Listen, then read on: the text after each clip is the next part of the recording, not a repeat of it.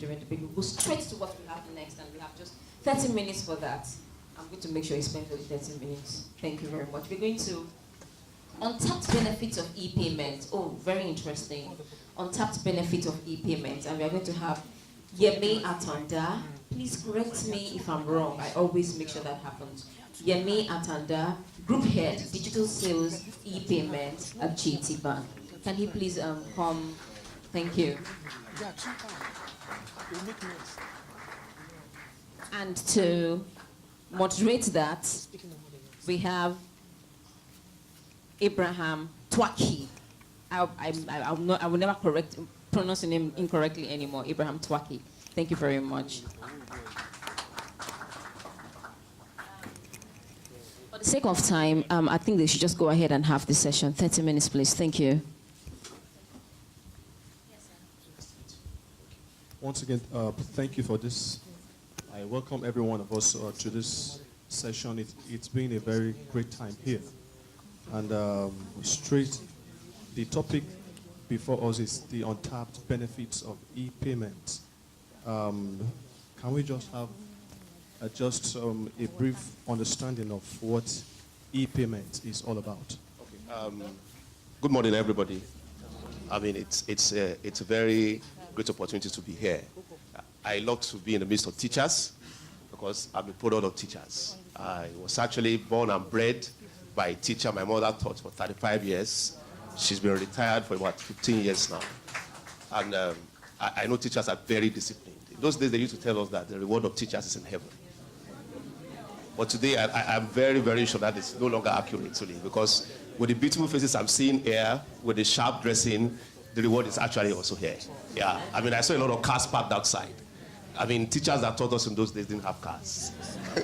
So it's a good time, really, for teachers. But I'll dive directly into my question, yeah, to talk about digital payments or electronic payments. I think we need to break it down. I love the two speakers that have come here ahead of myself. They've actually laid a very good foundation. Yeah. We need to begin to think in terms of solving Nigeria's problems. Yeah. And in solving Nigeria's problems, I believe in the Nigerian projects as a person.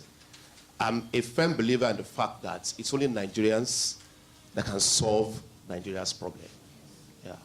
And I'm very sure that for every Nigerian problem, there's also a Nigerian solution. Yeah. So I'll bring it home to digital payments.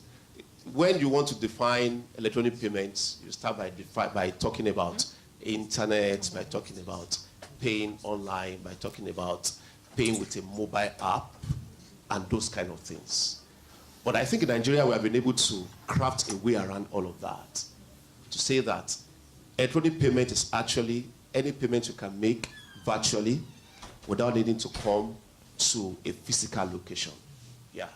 Sometimes you may need to come to a physical location. I mean, when it's a proximity payment with a debit card on a POS. Yeah. But in many situations, it's actually a very remote payment that is made from some kind of device. And in the last 2 decades, this device I'm holding has become the most popular device all over the world. In fact, as a person, anything that I cannot achieve on this device digitally is not worth doing at all.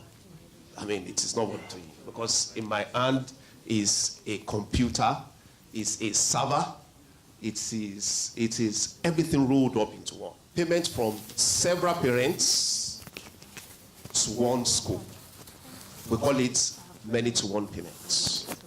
Now, the medium you use for the payments can vary from place to place and from person to person, depending on the situation. In recent times, I work for Guaranty Trust Bank. In recent times, my bank has made it possible for people to pay from a mobile device, even when there is no internet. I mean, that has become very popular. The figures are staggering. And when it started like 24 months ago, it was just like a joke. But it opened our eyes to one thing. The Nigerians are very, very sharp people. We are highly intelligent. Show a Nigerian the way to do one thing, and he will devise several things out of that one thing that you have told him to do. This was just a platform that was created just for buying airtime. And over time, people have mastered how to use it for sending money, how to use it for checking their balances, how to use it for stopping the checks, virtually anything. So in my mind, the Nigerian does not really need to be literate to be able to do electronic payments. He only needs to be numerate. He just needs to know how to count 1, 2, 3. Because the woman on the streets, under the tree there that is selling airtime, is able to type numbers and is able to execute commands that will move money from our account to someone else's account. I was shocked one day when my wife went to one of the open markets. I mean, she usually jokes that she does not shop right, she shops left. And left for her is the open market. She went to one of the open markets and she was trying to buy, I think maybe tomatoes or something, from someone from the north. And she ran out of money in her wallet. And the man said, madam, make you transfer the thing to me now. And it was just as easy as that. So I don't know if I've answered your question, but that is electronic payments. Right, Thank you. Thanks so much. Now, talking to school owners, there is this thing with cash payment. What are some of the inefficiencies caused by cash payment? Oh, okay. Especially as regards schools. Okay. Yeah, they say cash is king. Yeah, that is what they tell us, that cash is king.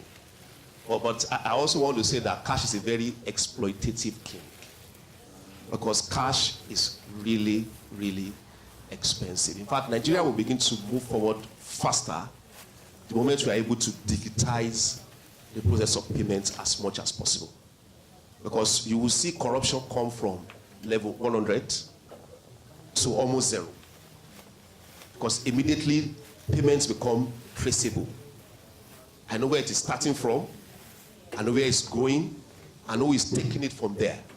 So if I can trace it, then you cannot actually be paying bribes any longer, because we won't be able to run away from it. So to talk about cash, cash is highly expensive. First and foremost, there is the cost of handling cash. And I take a typical example of a parent that wants to pay school fees. Today, some of the school fees that some schools that have seen their cars parked outside here today charge, it's not the kind of school fees some of us paid. We paid 30 naira, I mean, for those ones that ever paid school fees. And that was enough money that you could put in your pocket. But school fees that is paid today is, if you want to put it in your pocket, the pockets must be really large. So for the parent, he needs to first take a journey to his bank to go and pull that cash out of an account. Now there are costs in that line, first and foremost. The cost to that journey, the cost of the time, because time is an opportunity cost, really. The cost of the time is going to spend in that place. The cost that has been used to put up the branch in which he will get that money. The cost of the salary of the person that is going to attend to him. If you break all of that down, that is cost on one side. So he leaves his bank, maybe on Arumire Street, and takes a journey, maybe down to Maryland. And when he gets there, he needs to walk into the bursar's office. I think there are still bursar's office in schools now, right? Yeah. He walks into the bursar's office and needs to sit there for them to count the cash. So an office has been created for a bursar. A till has been bought because the cash must also be properly kept after it's been counted. And exactly, blotters are there. And you know, if you add all of that together, that is costs on the side of the parents, costs on the side of the school. Now I'll tell you some other hidden costs. God save you if you have a corrupt bursar who will collect 50,000 naira and will tell you that it is 45,000. So money is also lost. That's a cost. But that is money that the school can no longer have access to. Even when you go through the process of litigation and all of that, it's a messy process. So the cash process is an highly inefficient process of exchanging value. The cost of earning cash in this country is staggering. In fact, the cost of printing a single note is almost more than the cost of the material that is used for printing that note. That's cost on another level. So, yes, question. Thank you. I think from what you shared now, it's quite clear the cost of handling cash. But yet we have some parents or school owners who find it difficult to embrace or accepting e-payment. Yeah. What are some of the things that you think are the fears of such people, and then what are the suggested solutions? Okay. Yes. I start by saying that I think the fear of embracing electronic payments is first and foremost for us as a people is a cultural issue. Or if I can say it more properly, it's a socio-cultural issue. Because we are naturally not a trusting people. Our environment has taught us not to trust a lot. So because of that, I believe more in what I can undo with my hand than what somebody told me is in one account somewhere. So because of that, there is already a resistance and a phobia, if I can use that word, naturally, that our value system has taught us. Yeah. That for me is a fear. Yeah. And that now cascades also to the fear of security. For instance, even the parents themselves have a fear that if they log on to their accounts online or they put their card details on a particular website, somebody will grab that detail and suddenly all the money in their accounts will disappear. There's also the fear that if I start making the payments somewhere and I put an account number, how am I sure that that account number is the one that the money is going to go to? And God help me if for whatever reason I transfer the money to a wrong account. What is the process and the headache that I will need to go through before I can get my money back? I mean, I can go on and on, and I'm relating to the environment in which we operate. These are the real fears that people have. And I'm sure a lot of people in this room can also relate to some of these things. Yeah. But as I said, the average Nigerian is a very smart person. And what I see progressively over time is that these fears are beginning to disappear. Because the practitioners in the electronic payment process, space, are also trying to craft out solutions that will allay some of these fears. Security, I take security for instance. Today, our systems have become much, much more secure. In fact, security is built in right from the point of designing the system to process the payments. I mean, my colleague, my friend from May1 has spoken here. He will tell you that even in their own network, security is built in. And they're not even processing payments at all. They're only carrying the traffic. But security is built into the process of carrying the traffic from one place to another. For us as banks, security is built into the system that is going to receive the information and also process the payments. And a lot of investment is also going into customer education. Because I think that's actually where we should start from. Awareness, customer education. A lot of investment is going to that. Several people are organizing seminars, spending money to educate the customer about how to undo your password, for instance. The fact that you should not share your card details with somebody. The fact that when you want to make a payment, to be sure that the website address you are paying on is the address of your bank. The fact that if you don't see certain things on the site, don't continue with the payment. So it may still be early days, but I think we have come a long way in this journey, and it can only get better. Efficiency has been built into the process such that even when you have a failed transaction, in fact, some platforms today, it's either the money leaves your account or it stays in your account. If it fails, it actually auto reverses back. I don't know if any of us have experienced that on ATMs. If you go to ATM and you say dispense error, before you walk from one place to another, the money is back. So those are efficiencies that are coming in, and it's building confidence in the markets. All right, sir. Now on a final point, I know there are quite a number of benefits of e-payment. You will just highlight a few as it concerns schools and what they stand to benefit from it. And then practically, how will schools also engage this e-payment to enhance, their mode of ROI? Okay. Yes. Okay. Yeah, well, I think the process has become very easy now. It has become very, very easy.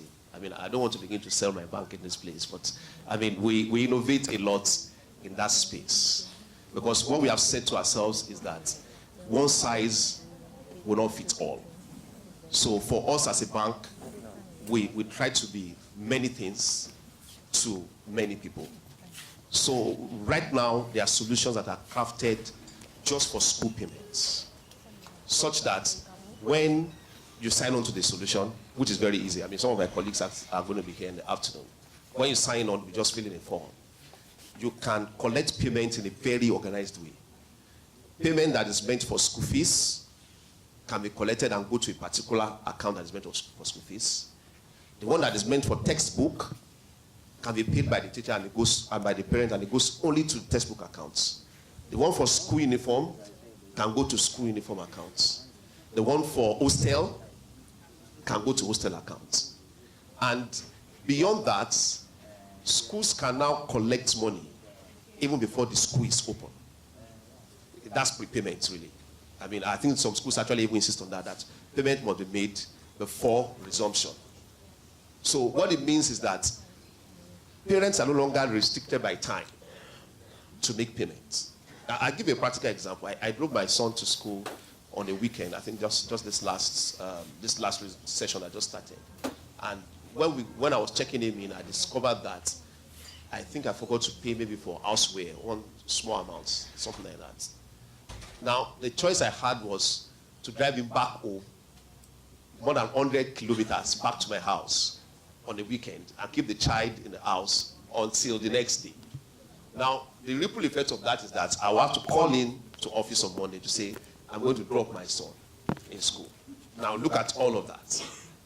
But there and then where I was standing, because the school had already embraced digital payments, they told me where to transfer the money to. I made a payment there and then. I presented the evidence to them on my phone, not even a printed receipt. And the guy was allowed to go in. So these are the benefits that schools stand to gain when they embrace e-payments. So traceability of funds, reconciliation becomes very easy. And that corrupt bossa cannot make away with your money any longer. Plus the fact that you have your payments before school resumes and you can fix the infrastructure before students come back to school. So these are the things that technology has brought into payments for schools today. Thank you very much. Now, on a final note, just one more thing came to mind while you were speaking. Some people have shared their fears on multiple taxation. Now, what can you say about that, especially for a school owner who guards and protects their money very well? Okay. How are they sure by adopting this platform, taxes won't take off their funds? Okay, fine. So we have a very responsive regulatory framework in the banking sector in Nigeria today, and I must praise my bosses. The CBN, they are very, very responsive. If you notice at the beginning of this year, the CBN came out with some directives to reduce charges across most of the channels. I believe that is the first one in the midst of several moves. Of course, not all banks like that, but of course, it's in response to the need of the society. Yeah. So the point I'm trying to make is that the framework, the e-governance framework in Nigeria is changing very rapidly. And what that change means is that information can now begin to move from one entity to another. And so it becomes transparent of what kind of taxes has been deducted at one end of the chain before it gets to the other one. It's still early days, but I think it is something that will happen eventually. Yeah. So in the initial, there's the fear of the charges and the cost and the taxes, but over time that is going to gradually reduce. Yeah. Well, I'm sure you've learned quite much from this session, and Mr. Yemi, thanks for coming. You're well appreciated. And for everyone here, I will encourage, take advantage of this platform and make it your best opportunity to see exactly what comes in, what comes out, and grow your own ROI. Thank you once again. Thank you very much. You're most welcome. Edves has helped me to see that it's very necessary to use the internet to bring the school to the standard of education as the things are going. So one area is the website. They helped us to have a website where other people can come in and see what's going on in our school. Secondly, they also taught us to compute our students' reports. Their results are on internet. So anytime you can come into the internet to view the result of your students. We have not yet started the e-payment, but we're hoping that we'll do that when I go back, learning a little bit from it today. Okay, let us put our hands together for her. Actually, we're supposed to have 2 schools here, but the first school, they couldn't make it down from Ilorin because Ilorin is like 6-7 hours away from Lagos, so the distance is a bit. So she was able to make it down to come and share her story, and she was actually the 3rd school that joined us. And when a company is starting, and then you can get some users to believe and then use your system. In the startup ecosystem, we call them innovators because they use what has not been tested. And over the years, they've been with us. So we really appreciate them. That's why we invited them to come and share their story, to let you know what we have been doing with them. And then we have a very, very big vision in this space. We have over 200,000 schools in Africa, which is our market. And then we're targeting 30% of that, that's 60,000 schools. So we have a very long vision. And then if you have not joined us, please join so that we can, you can also share your story. Thank you very much. But let's put our hands together for her.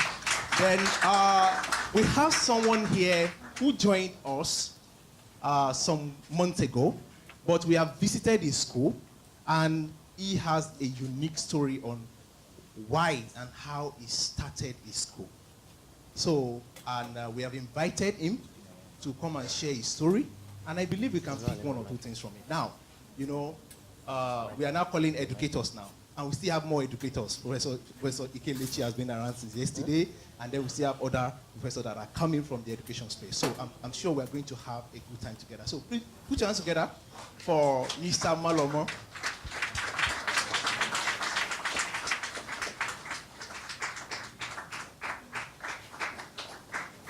Thank you, sir. So, can you just introduce yourself briefly, and then why you started your school, how you started, and the kind of milestones that you've been able to achieve? Yeah, thanks so much. I welcome every one of us again to this program. My name is Lukman Molumo.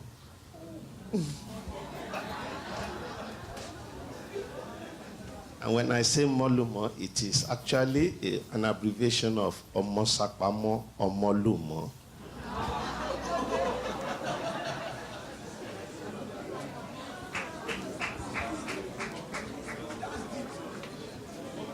So you can go on, sir. You can go on, sir. Yeah, thanks so much. I want to sincerely appreciate Edves for this opportunity, and most importantly, those who had been speakers earlier before now have benefited quite a lot, and I hope I'm taking a lot of things away from here to add to whatever we are doing. So, but just as I've been invited to talk, I'm not a speaker, it's just to tell a small story of how I came into education. I'm actually not a proprietor, so to speak. Years back, when I needed to educate my children, of course, before then, the major criteria for me to look for a wife is actually to see somebody who loves education, not necessarily studying education. So that was the only criteria. I'm not bothered whether she's tall or she's short or fair or whatever. She must just love education because she has a very big job that I'm holding down for her. And that job is that we'll educate all my children at home, that they won't go to school at all. Yes, that was the beginning of it. So when we started in Port Harcourt then, we were actually educating all our children at home. They weren't go to any formal school. It was a crazy idea. Then, yeah, they started, it started from one. How many? Okay. It started from one. Okay. And today is 5. So, and of course they did not go. And when we moved down to Lagos, and we had some challenges in continuing with that program, basically because of the nature of my own job. I was a telecom engineer, and I was working with one of the international telecom companies around.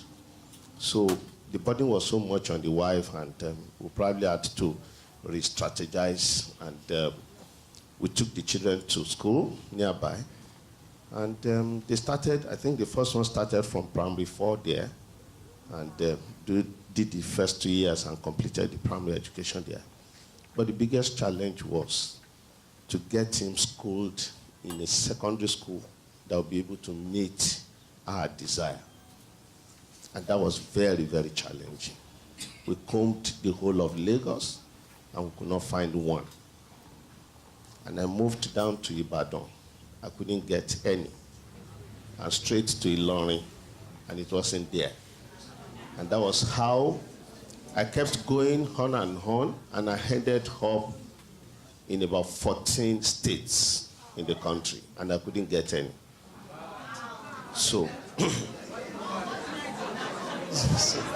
Hello? Hello? Okay, I think you need to tell us your expectations. Yes, so that at least, let us know your expectations. Yeah, Yes. I would definitely get there. Okay, so let's relax, please. The expectations were 4 concrete one, with a small baby and an attachment of the 5th one. So the first one, which is very common, which I know every one of us in this hall is providing, top quality education, secular, which is what is available anywhere, and I can get that, no doubt. But beyond that, I'm a Muslim, and in view of what is happening globally in terms of religion, my children needed to have a thorough understanding of what their religion teaches. Are they the one that Boko Haram taught, or perhaps Boko Haram is teaching them, or whatever, or is Boko Haram part of their religion, and all of those things? So I needed